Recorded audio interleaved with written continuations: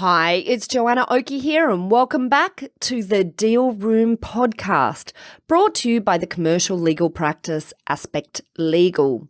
Now today we are talking again to a previous guest on the Deal Room podcast, Martin Lacerdo, who is the co-founder and director at Amplify Business Strategy.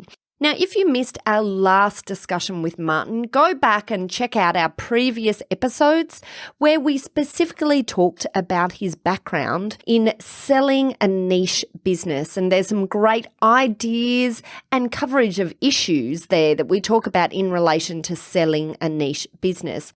But in this episode, we're taking a little bit of a change of direction, and specifically we're talking about franchises.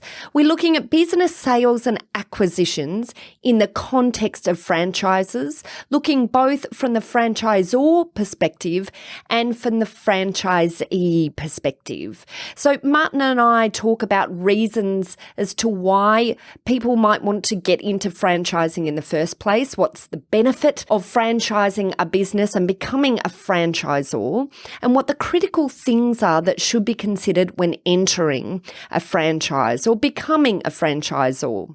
Next, we talk in detail about organisations that might consider being a franchisee.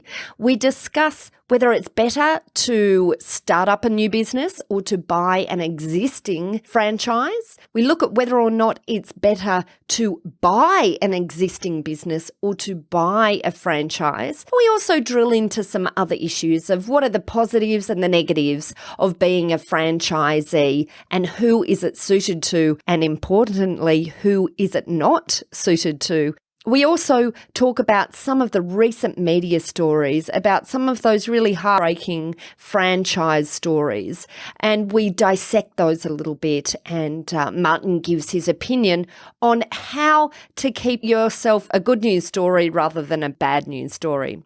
All of that's up next in this episode of the Deal Room podcast. Ladies and gentlemen, good evening. Are you ready? Okay, here we go. You're listening to the Deal Room podcast. Join us as we bring you the inside scoop on business sales and acquisitions. Get across trends in the area and hear the industry's best recount their real-life tips, traps, and experiences. Now, here's your host, Joanna Oakey. Hi, Martin. Look, welcome back. Thanks so much for coming back to the Deal Room podcast to talk about your experiences in the area of sales and acquisitions. And today's episode follows on a previous episode where we talked a bit about your background in two businesses that you built from the ground up and then sold that were in more, I guess, sort of niche business areas. Today, I wanted to extend our discussion and talk a little bit about the next chapter of your businesses, which had a lot of franchising in it. So today, I'd really like to hone in on the franchise business model and the sorts of questions that both franchisors or potential franchisors and franchisees might be thinking about. So welcome back, Martin. Thanks for being here again today. Thanks for having me. Great. Okay. So let's pick up with where we left off before. So where we left off before, you had just sold your second business. So how then did you get connected to the world of franchising? Yeah, well, thanks for asking. It was a matter of going for a run with a close friend of mine, who in fact is my business partner today. So I had the ink was drying on the contract of selling the tourism park business. So I think it might have been the next day or following day we were met up at that local beach here in Wollongong and went for a jog. And as we do, we just had a bit of a chin wag about what was going on. And I said, "Oh, I think I've just sold my business." And he had a look of astonishment on his face, really. And he asked me, "What are you going to do now?" I said, I don't know. I haven't really thought about it. Oh, you know what? That's fabulous. It's interesting how many business owners that I speak to who have sold a business say the same thing. And I guess your experience was a little bit different because you weren't expecting to sell, but it's fascinating. It fascinates me how people are so involved in the business and the sale process, and then it all finishes and they're like, "Well, what do I do next? I don't know." Well, it's just that it sort of hits you all of a sudden, and I often talk about that. I suppose a little bit of anxiety that creeps in when you're selling a business and buying a business, and selling a business, as people may not realise, has its is quite often a bit more nerve-wracking than buying a business. When you're buying, you see the future in front of you. You're actually seeing, you're visualising yourself in a position. You're in that cafe or in that manufacturing business, or you're in that desk leading people. When you're exiting a business, there's all this unknown. And I suppose I was facing that, but not concerned at all. So it wasn't a concern about the unknown. It was actually exciting, but still thinking, I don't know what I'm going to do. And so this friend of mine, he said, look, I think I might have something for you. He was working for a prominent franchisor at the time, and as a national marketing manager, and thought I was really, really well positioned to interview new franchisee applicants coming through wanting to take on a franchise. And I thought, well, okay, well, I do have a fair bit of small business experience and understand what it's like to enter a business and exit a business. So I thought, let's have a look at that. And I did, and as I say, the rest is history. So I joined a business, joined Pack and Send, and set up originally in Parramatta, but now it's an international business.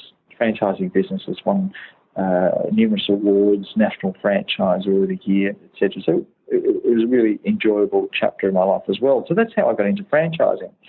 So my initial foray was interviewing people as a selection manager, people wanting to join into the franchising business. So that's fascinating. So selecting the people to buy in, is that a quasi-sales role, or there was actually a strong filter process?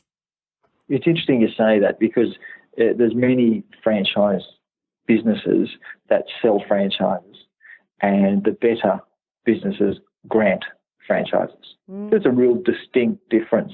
So the process that was implemented was very much an interview process.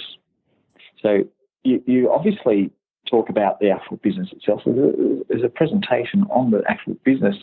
Business buyers want to know what they're getting themselves into. So what was really important is actually presenting the facts of the business, presenting the systems, and having really good quality systems was made that role quite easy, because the quality of the systems were there for people to see, and they wanted to be part of that business. So during that stage, that chapter, we grew the network. I think when I first joined, it was about 60 odd, and then we went over 100 franchise units, and we went international to the UK and New Zealand during that time as well while I was there. So I found that really enjoyable, because if I sort of look back at my career, what is the common thread is small business and my enjoyment in being involved in small business and the role that small business plays in the local community.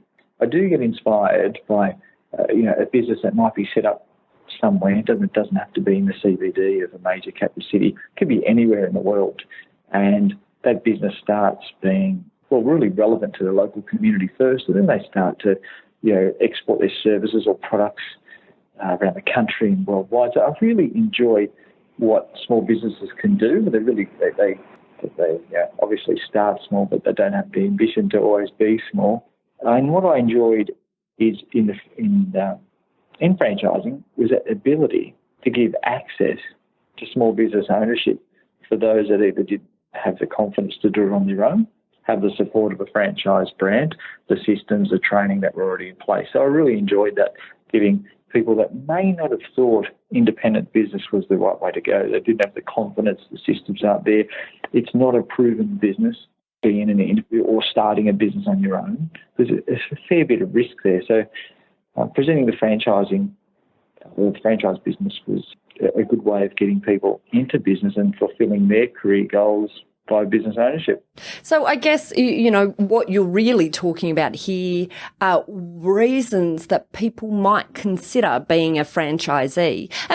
And before we drill further into that, maybe let's go back a little bit and talk about why people might want to be a franchisor. Let's maybe start there first, and then let's sort of delve a bit more into this concept of being a franchisee. So if we go back one step and we talk about potentially becoming a franchisor, I guess maybe the opportunity for businesses here is if they have a business that's running well, but they're a bit sick of the day-to-day of it, maybe franchising is a way that they can do something a little bit different with the business. So I guess that's one factor. What else? What are the other reasons why people might get into franchising, and what's the main reason? Yeah, sure. I'm not sure if there's one main reason, but maybe a pool of different reasons, and different franchisors or company owners will maybe hang their hat on different reasons. But the main reason with the franchisors that I've spoken to over the years and become closer to, the main reason is really providing their service to a wider audience. That's really important in their ambition to say, look, I've got a really good service or a really good product. This is doing really well in my local area. But I tell you, it would be great down, in the next suburb or in another state, etc. So that ambition to distribute your service or product to other areas, knowing that it's well received by the marketplace, by the community, you're actually bringing in a new product or service to various communities, I think is a really important driver to the franchisors that I've spoken with and dealt with over the years. So that's really important. Franchising becomes successful because the local franchisee, the local person is connected to their community, and they've got, as they often hear in franchising, the term called skin in the game. So it's not employing somebody who may leave in 6 months, 2 years, etc. It's having someone that's actually aligned to your vision as a franchisor, who then thinks, yeah, that's a great product, that's a great service. I'd love to promote that in my local area. There'd be customers that would love having this in our community. So having people sharing that vision and setting it up in their local area, that's critical as well. And being a franchisor is also having a commitment to making your franchisee successful. So choosing that as a distribution model, as a model to get your products and services to more and more people, being delivered by committed franchisees. I do understand we're talking about a utopian scenario, but in the same breath, it's what drives the franchisor. Okay, having their product and service in other markets. Franchising is also very successful because sometimes a franchisor does have that desire to spread their wings, but doesn't have access to funding. And that's where the franchisee can help. So that's where that skin in the game concept comes in, where the franchisee becomes basically a commercial partner. They've invested in the brand in their local area, and they've enabled that brand to expand by the funds that are provided by the franchisee, as opposed to the franchisor. Sometimes a franchisor, they're doing very well. They might have one unit or one store or centre. They develop to a second or third, but then may not have the funding to get to 10 stores, 20 stores in a timely manner. And that's where the franchisee comes in. So having commitment to your franchisees is important as well. So access to funding, commitment to franchisees, having a desire to see your product and service into various markets is important as well. The characteristics that I've seen of good quality franchisors are consistently striving to improve the quality of their systems. Yeah. The systems are in the business, whether it's their training, their marketing, their support, various new product innovation, etc. Being committed to those systems in your business ensures that you've got, as a franchisor, consistency in delivery of product and service to the various customers in different locations, but also that franchisees have access to those consistent support services and can deliver on that consistency as well. As you know, like you might do a particular road trip, and you might stop for a little break and get food at a certain place. You end up trusting that brand, whether you like it or not. They deliver a consistent service or product. Really important.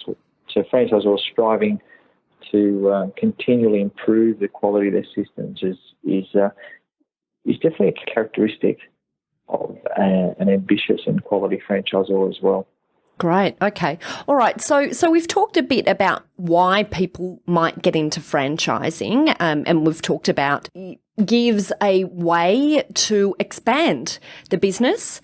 It gives a way to expand the business even if the access to capital isn't there for expansion, because, you know, through the franchisees, you bring in the extra capital for expansion from them, you know, setting up in each of the different locations.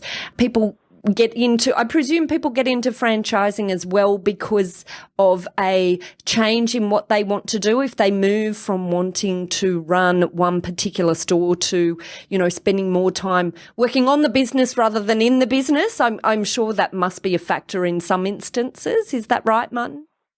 As a franchisor? Yeah, as a franchisor. Yeah, absolutely. As a franchisor, definitely. You're continually working on the business as opposed to in the business. Your role as a franchisor is very different to what it was when you first started the business as the first operator of one store, to what your role would be when you've got 10 stores and 20 stores in your network. Absolutely. Yeah. And so then let's maybe talk about a few threshold questions. You know, is there a minimum size or turnover that you'd suggest for organisations before they start thinking about franchising? There's not a one-size-fits-all. However, what is really important, that franchising is appealing when it's a proven business model, proven business system. That's when it's appealing to a potential franchisee. So what's really important is to have your business, so let's say you have one particular bit. Let's say your business, as an example, is a dessert bar. What's really important is that you operate this dessert bar in a way that is profitable and that's also able to be replicated. So if we go for the example of the dessert bar, we need to understand the cost of setting up the store. We need to understand the profitability model, because that needs to be communicated to the potential franchisee that's going to join you, that's going to invest in the business. So that's definitely critical. Okay, great. Our threshold is it needs to be profitable. It needs to be replicated. We need to have systems, good quality systems in place. And obviously, you've said before, there must be an ambition to expand. You must, I guess that's, an underlying threshold requirement as well. Now, are there any industries that are best or worst suited to franchises? So if someone is sitting here and they're a business owner, they say, well, I've got a pretty good business. I was thinking about selling, but now, maybe franchising is a different way for me to inject a bit more enthusiasm into what I'm doing here. Is this for me? Is my industry a good or a bad industry? What sort of pointers would you give? I'm not really sure whether that sort of selling my business then transfers into setting it up as a franchise business. I think when you're looking at setting up a franchise business, there's probably an additional commitment than just exiting the business. In fact, it's a lot harder. Wanting to be a franchisor, you're definitely increasing your level of responsibility. You're accountable to more people. However, you are working on your business and growing something that's a whole lot bigger than just a single unit business that you may have had. So there is no critical number of outlets that you need to have in a franchise, whether it's 10, 5, 20.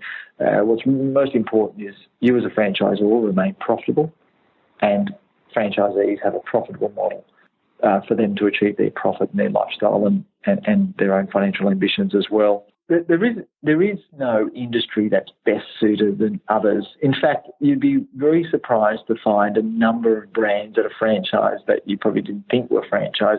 Obviously, the main franchise brands that people know are the consumer brands, the fast food brands, like you would find in a shopping centre food court, as an example. But there's so many others, like even real estate offices are franchised brands, as financial lending institutions, banks that work with a franchise model as well. So there's no industry that's best suited at all. There's so many industries that are actually represented by franchising. I can't help my inner curiosity pipes up here. What's the weirdest type of, or the most interesting, or the most least obvious type of franchise model you've seen or business? Oh dear, that's really racking my brain. I've seen a franchise, and I haven't been involved with it, but I've heard of others that spoke of a franchise that were a band recording franchise, so that would help promote young fledgling bands, music bands.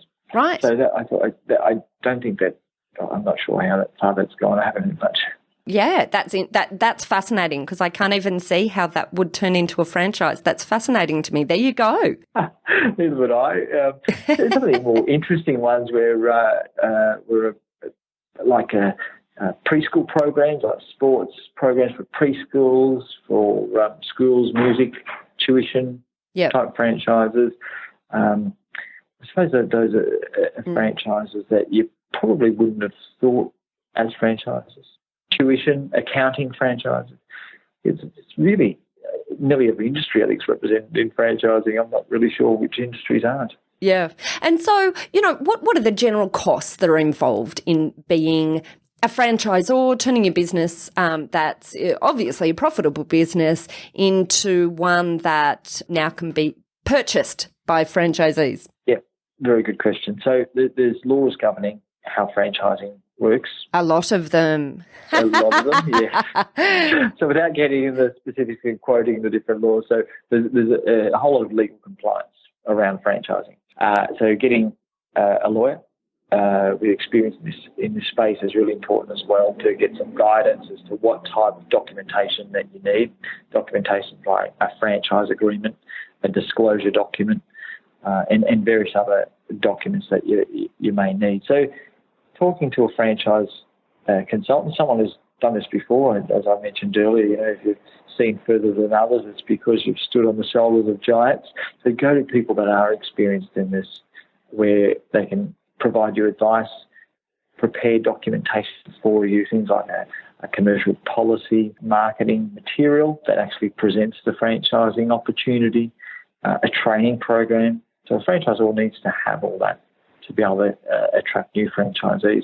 So there's a whole lot of costs associated with preparation of the documentation required to, number one, comply with various laws, but number two, to present the opportunity thoughtfully, honestly, diligently to prospective franchisee candidates. And I think one of the interesting things is, quite often we have clients here who say that, at some stage in the future they might be considering franchising. And one of the things that I always say is, if you think that that's a possibility for the future, then, and it revolves around the brand that you're creating and creating goodwill under now, you absolutely need to make sure you get your brand protection in place. You need to get your trademarks in place now, because I have seen that as an impediment to some organisations moving over into this concept of franchising, and in some instances, having to look at a full rebrand before they franchise, which has all sorts of connected potential issues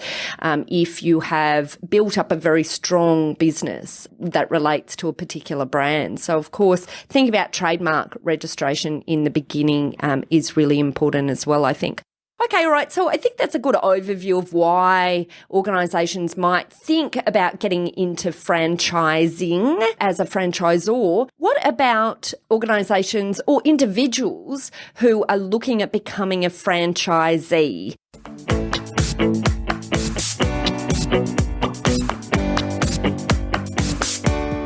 Let's take a short break. When we get back, we'll flip over to the franchisee perspective and talk about the benefits that a franchise business model offers to them. Martin drills into the positives and negatives of being a franchisee, who is suited to, and importantly, who is not suited to it. Then we close out this episode by talking about some of the recent media coverage on heartbreaking franchise stories. And Martin leaves us with some smart tips on how to keep yourself as a good news story rather than a bad news story. And that's next. I'm Joanna Oakey, and you are listening to the Deal Room Podcast, brought to you by Aspect Legal.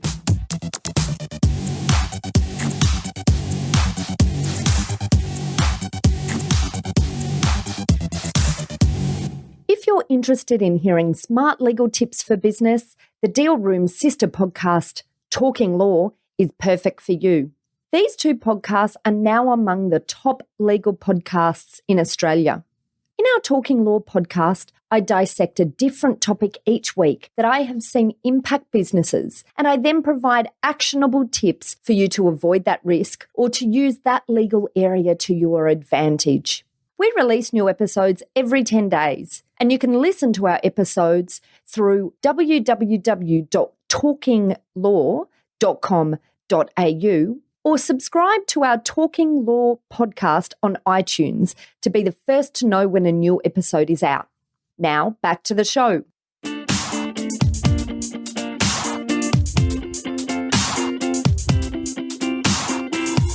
Welcome back. Earlier, we heard Martin's story on how he ventured into the world of franchising. We also talked about the benefits of becoming a franchisor and what it takes to franchise your business. Now, let's keep the conversation going and jump back to our chat with Martin. This time, we'll talk about the flip side and talk about franchising from the perspective of the franchisee.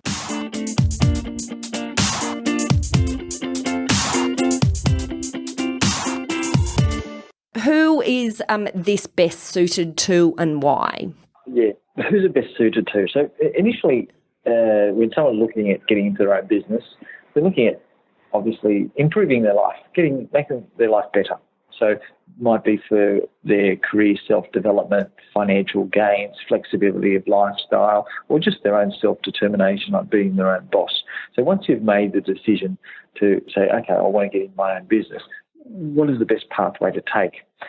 So do I start up a new business from scratch? Do I buy an existing one? Do I go down the franchising path? So let's say we decide, a potential franchisee candidate would look at their experience and say, do I have the experience to start up an independent business? Do I have the skills to start up an independent business or take over an existing business? Or do my skills best match running a business with the support of other experienced people? An existing, proven model. And that's really where franchising comes into its own, when you can actually look at that business and say, wow, this is a proven business model. And that obviously provides a bit more assurance, doesn't it? A bit more confidence. Absolutely. To getting into business, particularly for the first time. Now, I have seen over the years a lot of experienced business people get into franchising. And why do they do that? Yeah, I was going to say, you're thinking, why do they do that? But the reasons why they do it is because they understand being in an independent business may not be suited for them. They may not like certain tasks like administration or marketing or developing new products, or they may want access to certain services that they can't buy at the same price if they're an independent business. So there's synergies and advantages of being part of a bigger group. So quite often, there's a saying where in franchising, you own your small business, but you've got the tools of big business to help you grow. I think that's powerful. That's a quote right there then. We'll make that one a tweetable. Fantastic. So that's really important. And then that's why people would choose, that's why franchisee candidates that I've interviewed over hundreds and hundreds over the years, probably into the thousands, I should say, choose franchising because of those reasons. It's a proven business model. And so, and then if we look then the benefits of buying a franchise rather than buying an existing business, because I guess we've been talking here a little bit about, well, what's the difference between, what's the benefits of starting a franchise rather than buying a franchise rather than creating a startup? So what do you think are the benefits between buying a franchise rather than buying an existing business? Okay. So there's various reasons, but particularly in a franchise versus buying an existing independent business. So straight from the outset, you've got training. So particularly if you're changing industry or you don't have experience in that particular industry, you've got formal training in place. And obviously that you need to ask the questions of the franchisor representative, what that entails, how extensive that is. Secondly, you've got ongoing support. So if you're in an independent business and you require ongoing support, that would come at a huge cost. Having a consultant in your corner, meeting weekly, with another a business advisor would cost you money. But in a franchise system, that support's provided for you, and you can actually call the support manager or representative of the franchisor if you've come unstuck or if you have particular challenges that have experienced before, even though you haven't experienced it yourself as a franchisee. The other important reason in choosing a franchise is that it's a business that continues to exist. Quite often you might, in your local area, you might have a local hamburger shop, and that hamburger shop's been in existence for 40 years in the same location, although it may be the third operator or fourth operator there. So franchise brands establish a fair bit of goodwill in their local community because they're constantly around. We're an independent business. Someone might take over and buy an independent business and change the name, change location. There's a lot more variables in place with an independent business. With a franchising business, the community sort of gains a fair bit more confidence and trust that it's been operating for a number of years, 30, 40 years, etc. Well, let's just flip it around again a bit. What are the negatives, I guess, of buying a franchise rather than having your own business? And I see that as well. And in fact, it's an important part of the selection process that we have in place. We quite often have quite a few people that apply for different franchises that are unsuitable because they actually want to change the system. So what's an important characteristic of a successful franchisee is actually following the systems that have been proven. From time to time, a franchisee owner might decide that they like to do things their own way, not follow the system, and be a bit more independent thinking, let's say. That's all good, but not for franchising. So although franchising has its extensive advantages, it also has its limitations. If you do want to create new products, if you do want to do things your own way, be a bit more independent as an entrepreneur, franchising is not for you. In fact, you'll feel like you've been handcuffed. Not so much because the business doesn't work, or it's actually your own ambition to change things around that franchising is not the right context for. So you need to be an independent business. So you're going to create your own brand, your own systems, have your own supplier arrangements.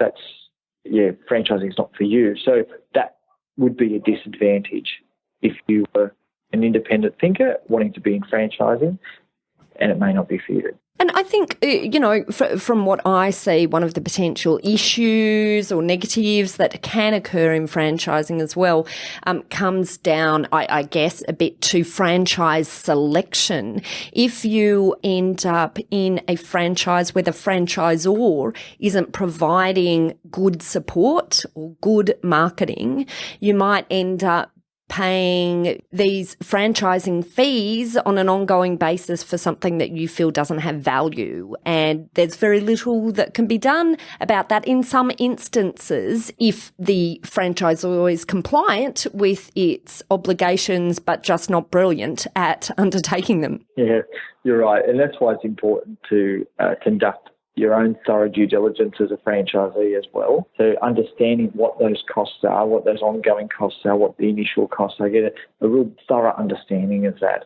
And if you can afford it too. So it's no good having all these fees in place and then you think, oh yeah, look, I'll pay for that a bit later as I get more profitable, etc. You need to know the initial costs of entering the business, you're able to afford it, and to be suited to the franchise model. That's critical. I've mentioned that earlier about enjoying your work leads to success, because if you don't enjoy your work, if you don't feel you're suited to the franchise model, it just won't work. But regardless of how successful the franchise brand is, it won't work for you as a franchisee. But also talk to existing franchisees to know the pitfalls. So you mentioned earlier about what if you get into a franchise model, the fees are there in place, but the support is a bit underwhelming. Talk to other franchisees. That's critical. Learn from existing franchisees what the benefits are, what the weaknesses in the support, for example. Ask the franchisees what support is like, profitability, what the actual work entails, what lifestyle they have, do they have holidays. That's a really good point. It's about really getting educated, and for anyone who listened to the previous podcast with Martin, really that was the theme of the things we were talking about there as well, was about getting educated about the sale process and the value of a business. Here it's the same thing really, isn't it? Getting educated about the industry that you're getting into, or into the franchising as a whole, so that you understand the questions to ask, and so you understand when something maybe is a good deal and is a bad deal. Absolutely. Just ask people. Don't be afraid to ask the questions. Be out there a bit more. I like it. And look, there's been quite a bit of media around recently, I think, in relation to franchising, and in particular, some fairly big name franchises where franchisees are bitterly disappointed with the outcomes of their involvement with the franchises. And, some really sad stories of them being run into the ground and them mortgaging their house and, it all imploding. What do you have to say about all of this? What's your response to this this media recently? I've read some of the stories. They're really, they're really heartbreaking. And, it's always terrible. Very sad when businesses don't work out. But, it feels particularly sad when sometimes you feel that there appears to be a theme of behaviour that might be causing some of these issues.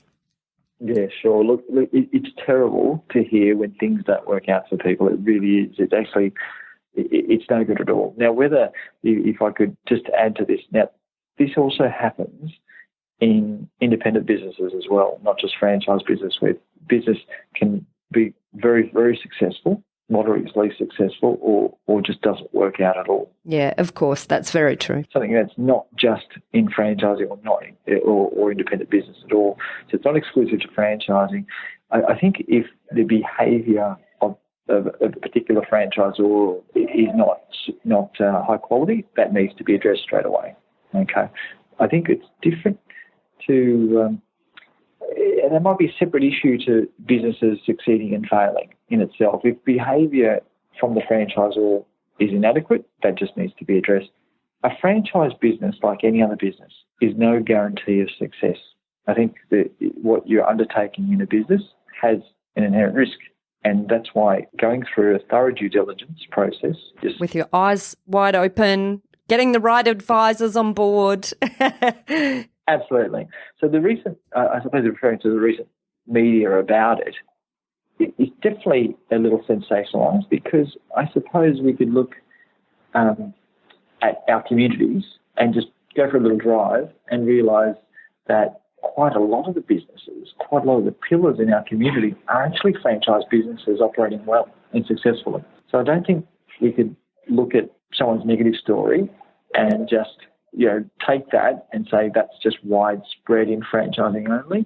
I do believe that there's certain practices of different business or franchisors that aren't up to scratch, and I think that needs to be addressed. But it shouldn't taint all of franchising, because I know firsthand of franchisors and franchisees operating really well and really successfully. So, and that's a shame for them that maybe that franchising is getting dragged through the media in a negative way at this moment, because there's a lot of successful stories as well. It's just a balance always needs to be brought to the table. But maybe there's a positive in it as well for the, for the stronger business models. But because, of course, there's so many franchises around these days for sale that it's a competitive market, I would assume, finding buyers. So if you're able to differentiate your franchise from others that are facing issues, and maybe it's an opportunity for you in what looks to be a bit of a bad news story for franchising. Maybe it's an opportunity for you to do a differentiated sales piece for your own franchise. Look, ultimately, when any negativity is brought to the surface, it's a real opportunity for the industry to improve itself. Okay, and if this brings about positive change and more awareness, I think it's a good thing, even though it may be some short-term hurt. But particularly for franchisees in those same systems that operated successfully and would like to exit themselves in a successful manner, so it has a direct impact on existing franchisees. But long-term, again, if it improves the industry, if it improves standards, improves awareness, it has a potential to be a benefit, absolutely. Yeah. All right. Well, look, Martin, I just want to thank you so much for your time today. It's been a really interesting rush through franchising, both from the perspective of franchisors and potential franchisors out there and franchisees, or business owners who maybe are thinking about buying into a franchise and aren't sure whether or not that's a better option for them than starting up their own business or buying an existing business. So hopefully this has been useful to the listeners. I thank you for your time, Martin. I've had a good time. I hope you have too. It's been great.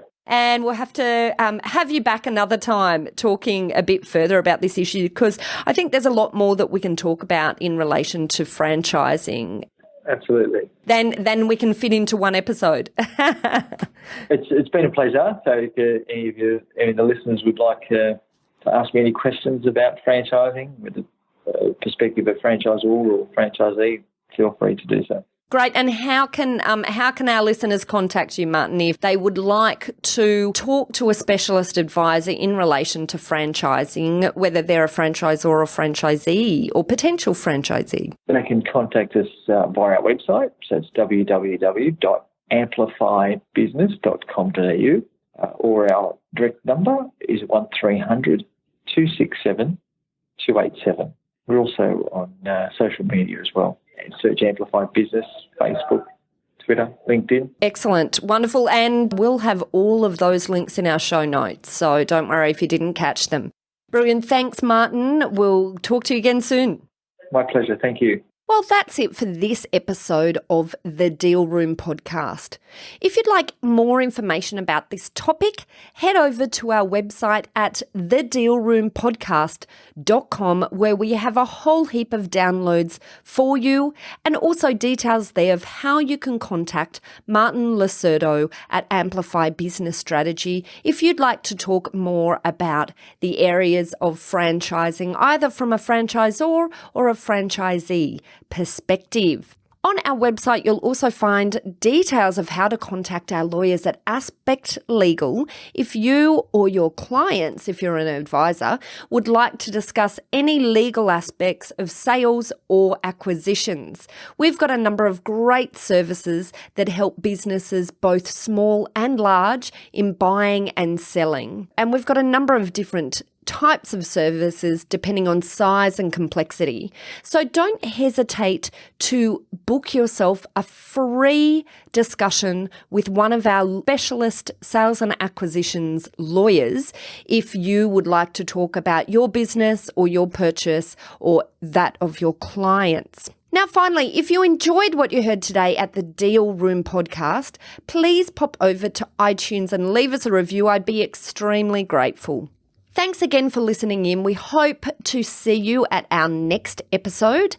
You've been listening to Joanna Oakey and the Deal Room podcast, brought to you by the commercial legal practice Aspect Legal. See you next time. Ladies and gentlemen. That will conclude this evening's entertainment. Thanks for listening to the Deal Room podcast. To find out more about this episode and other episodes in the series, check out the show notes or head over to our website at thedealroompodcast.com.au.